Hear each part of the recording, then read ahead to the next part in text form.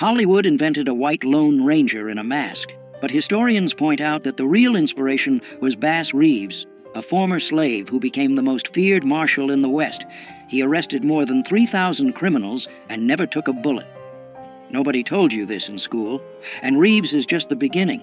The Old West had black cowboys, gunslingers, and pioneers who were simply erased from the books. Number 1. Bass Reeves was born enslaved in Arkansas in 1838 and escaped during the Civil War. 10 years after the war ended, he became the first black deputy U.S. Marshal west of the Mississippi. His territory was one of the most violent in the country, the indigenous lands of Oklahoma, where criminals of every kind would go into hiding thinking no one would come after them. Reeves would. He spoke several native languages, which helped a lot on missions. He had a peculiar method. He would disguise himself as a beggar, a priest, anything that would make the guy let his guard down. Over more than 30 years of service, he arrested more than 3,000 fugitives. 3,000. And they say he never missed a single shot. Many historians believe he was the real inspiration behind the Lone Ranger, but when Hollywood told that story, the hero became white. Reeves died in January 1910, at 71 years old, in Muskogee, Oklahoma, poor and practically forgotten. Number 2. Bill Pickett was born in 1870 in Texas, the son of former slaves, and grew up watching how ranch dogs kept cattle in line. That's where he got an idea no one had tried before, taking down a bull using his own teeth.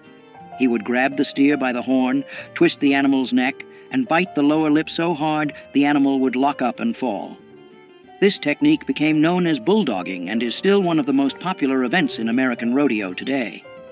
Pickett became a headliner in the Miller Brothers Wild West shows, performing in arenas across the United States, Mexico, Canada, and even South America. But outside the arena, reality was different. In many towns, he couldn't stay in the same hotels as his white colleagues. Even so, he kept riding and competing for more than 40 years. In April 1932, at 61 years old, he was breaking a wild horse on a ranch in Oklahoma when the animal threw him and trampled him. He died doing what he'd done his whole life. Number 3. Nat Love was born in 1854 on a farm in Tennessee. He was born enslaved. When the Civil War ended, he was 11 years old and didn't have a penny. So he did something few people would have expected from a black boy at that time. He went west. At 15, he made it to Texas and got a job on a cattle ranch. He learned to break wild horses, drive cattle herds through dangerous territory, and shoot like very few. In 1876, on the 4th of July, he took part in a competition in Deadwood, South Dakota. He won every event, roping, shooting, and riding. That day, he earned the nickname Deadwood Dick. Later, he wrote his own autobiography telling all of this at a time when almost no black cowboy had a voice. But here's the part no one talks about. After years living that life, Nat ended up working as a train porter in Los Angeles. He died in 1921 at 66 years old, practically forgotten. The Old West had a short memory for men like him. Number 4. Bo Zickard was born enslaved in Mississippi in 1843, and after the Civil War became one of the most respected cowboys in Texas. Charles Goodnight, one of the toughest ranchers of that time, trusted him more than any other man on his crew. Zickard drove herds along trails where bandits and Comanches attacked without warning. On one of those trips, he saved Goodnight from a robbery, risking his own life. Goodnight publicly said Zickard outdid any white ranch hand he'd ever hired. At a time when a black man hearing something like that from a Texan was something that just didn't happen. Decades later, the writer Larry McMurtry used his story as the basis for the character Joshua Dietz in the novel Lonesome Dove, which became one of the most watched miniseries on American TV. Zickard lived to be 85 and died of natural causes in January 1929 in Texas. Goodnight paid for his funeral and personally wrote the epitaph on the headstone. Number 5. Mary Fields was born enslaved in Tennessee around 1832. After the Civil War, she gained her freedom and ended up in Montana, where she built a reputation that few men of the time could match. Over 6 feet tall and with a temper that didn't take any disrespect from anyone, she became the second person in the United States to receive an official federal mail route, and the first black woman to do it. The job wasn't for just anyone. She drove stagecoaches through territory where wolves, bandits, and snowstorms were part of the routine. Mary always carried a gun and didn't hesitate to use it when the situation called for it. On her days off, she hung out in saloons, drank whiskey with cowboys, and smoked cigars like it was the most normal thing in the world. And back then, for a black woman, that was unthinkable. The town of Cascade, Montana, even closed businesses on her birthday in her honor. Mary died on December 5, 1914, at 82 years old from liver failure. Number 6. Crawford Goldsby had black, Cherokee, white, and Mexican blood running through his veins. He was born in 1876 in Texas and grew up in Indian Territory, which is now Oklahoma.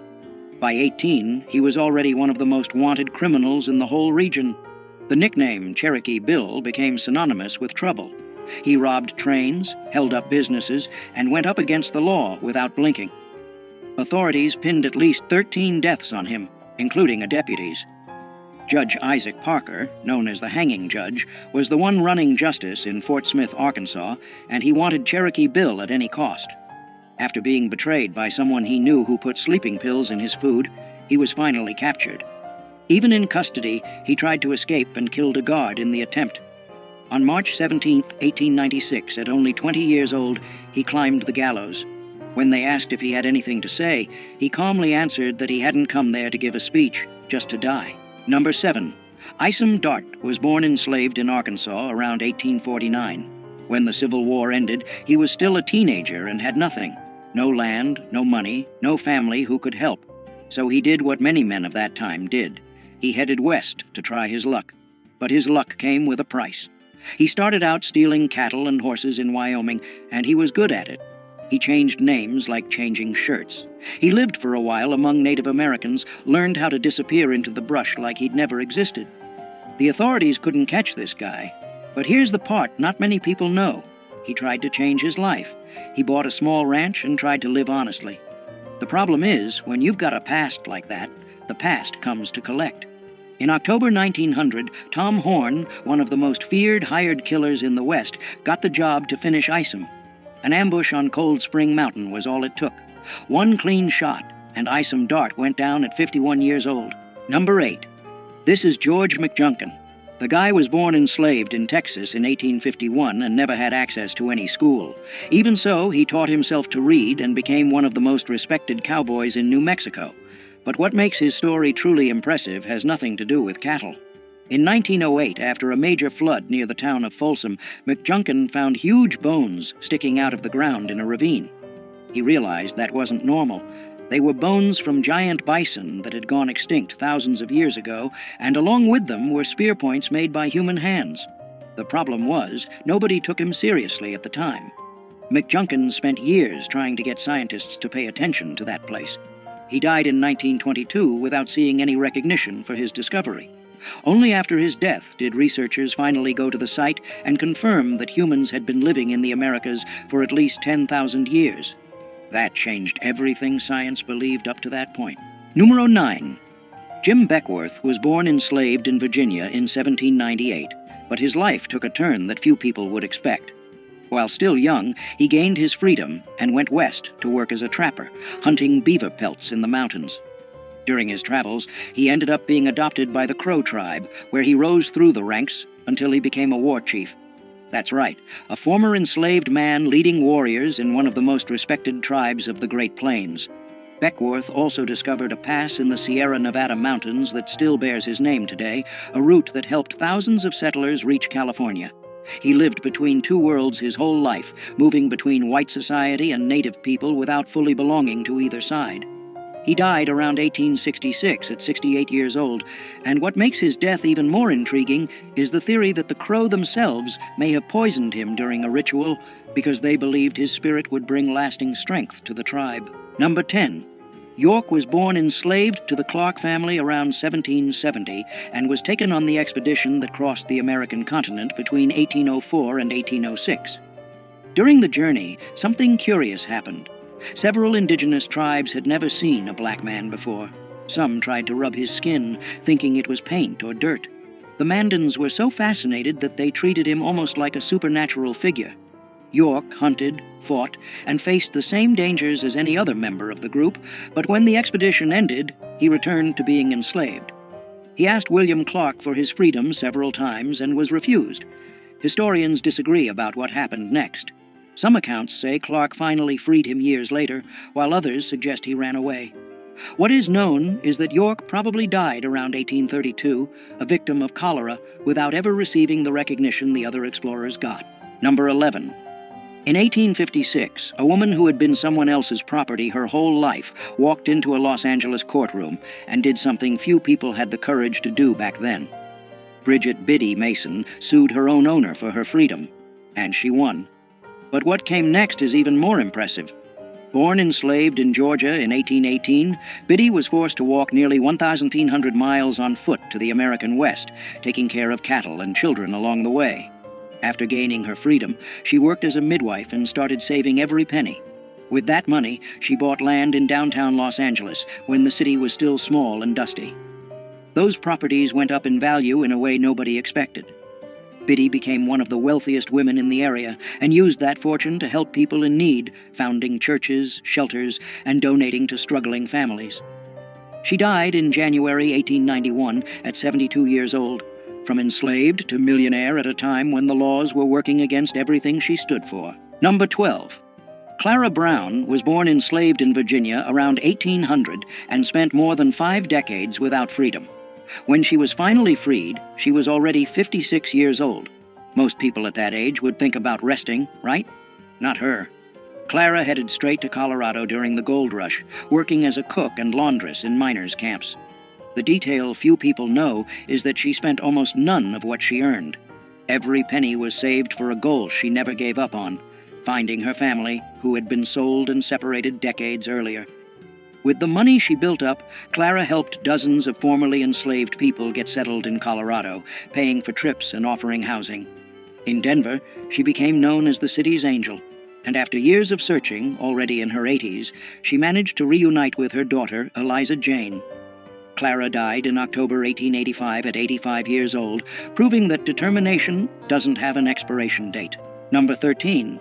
This is Kathy Williams, and her story is one of the most surprising of the post-Civil War era.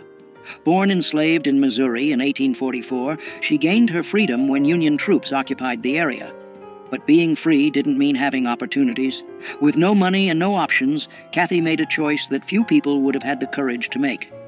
In 1866, she showed up at a recruiting station using the name William Cathay and enlisted in the 38th Infantry Regiment, the famous Buffalo Soldiers. For 2 years, she marched hundreds of miles across New Mexico under the blazing sun, slept in tents with other soldiers, and went through medical inspections without anyone discovering the truth. It was only when she became seriously ill that an Army doctor revealed that William Cathay was, in fact, a woman. She was discharged and spent the rest of her life in Colorado, working as a laundress and cook. She died around 1893, poor and almost forgotten. She is the only documented woman to have served in the Buffalo Soldiers. Number 14. Louisa Marchbanks was born enslaved in Tennessee in 1833 and gained her freedom after the Civil War. She headed west and ended up in Deadwood, South Dakota, right in the middle of the gold rush. There, she became known as Aunt Lou, the woman who fed hungry miners who showed up with nothing in their pockets. Her reputation in the kitchen grew so much that she ended up cooking meals even for presidents of the United States. What stands out in her story is how a woman who started life without even having rights over her own body managed to become one of the most respected figures in a violent town run by armed men. In Deadwood, where the law barely existed, it was her food that brought people together. Aunt Lou later moved to Wyoming, where she kept cooking and was loved by everyone around her. She died on March 17, 1911, at 78 years old, of natural causes, leaving a legacy that few cowboys of that time could match. Number 15. Jesse Stahl was the kind of cowboy who made the whole crowd drop their jaws. Back in the early 1900s, he ruled the rodeos of the American West like very few could. The problem was that because he was black, the judges simply refused to give him the scores he deserved. It didn't matter how much better he was than the other competitors. Winning almost never came. In one famous moment, Stahl decided to ride a wild bronc, sitting backward in the saddle, just to prove that even like that he was better than everyone there. The message was clear, and the crowd got it right away. Born around 1879, he spent decades traveling the rodeo circuit, taking on not just horses trying to throw him to the ground, but a whole system trying to erase him. He died in 1935, at 56 years old, without ever getting the recognition he deserved in his lifetime. Today, he's considered one of the greatest cowboys who ever lived. Number 16. Most people don't even realize that there were black doctors in the Old West, let alone a black woman practicing medicine at a time when many white people couldn't even get into college. Henrietta Stewart was born in Canada in 1858, at a time when being black already meant carrying the weight of the world on your shoulders, and being a woman made everything even harder. Even so, she achieved something very few people of her time did: a medical degree. Stewart moved to New Mexico, where she treated miners injured in the mines and also indigenous communities that had almost no access to any kind of medical care. Racism was constant, but she just didn't stop. She kept knocking on patients' doors, treating anyone who needed it, without asking about color or background. In a territory where life expectancy was short for anyone, Henrietta lived to be 93, passing away in 1951 of natural causes, having survived just about everything the West threw at her. Number 17. Charlie Sampson was born in Los Angeles in 1957, far from the ranches out in the country. Even so, he decided to get into one of the most brutal sports out there: bull riding. In the 70s and 80s, the professional rodeo circuit was almost entirely white. Sampson not only got in, he dominated. In 1982, he won the PRCA world title in bull riding, becoming the first black man to win a world rodeo championship. The road there wasn't easy. On top of the prejudice he faced in arenas all over the country, his body paid a heavy price. Broken ribs, concussions, ruined knees. Bull riding is risky for anyone, but he kept coming back. What a lot of people don't know is that his win opened doors for other black cowboys who had been ignored by the history of the American West for more than a century. Number 18. Ben Hodges was born around 1856 in Kansas and grew up in a world where a black man had few chances to get ahead in the Old West. But he found a very different path. Hodges became one of the biggest con men in Dodge City, the same town that was home to names like Wyatt Earp and Bat Masterson. His specialty was pulling scams involving cattle and land. He even claimed to be the heir to a Spanish land grant to try to take over properties. He used his mixed heritage, part black and part Mexican, to pass as different identities depending on what the situation called for. What's most impressive is that Hodges was never locked up for any significant amount of time. He knew the laws so well that he worked the court system in his favor over and over again. The people of Dodge City knew he was a con artist, but many admitted it was impossible not to like the guy. Hodges lived until around 1929, dying of old age, something rare for anyone tied to that world. Number 19. Willie Kennard pulled off something that seemed impossible in 1870s America.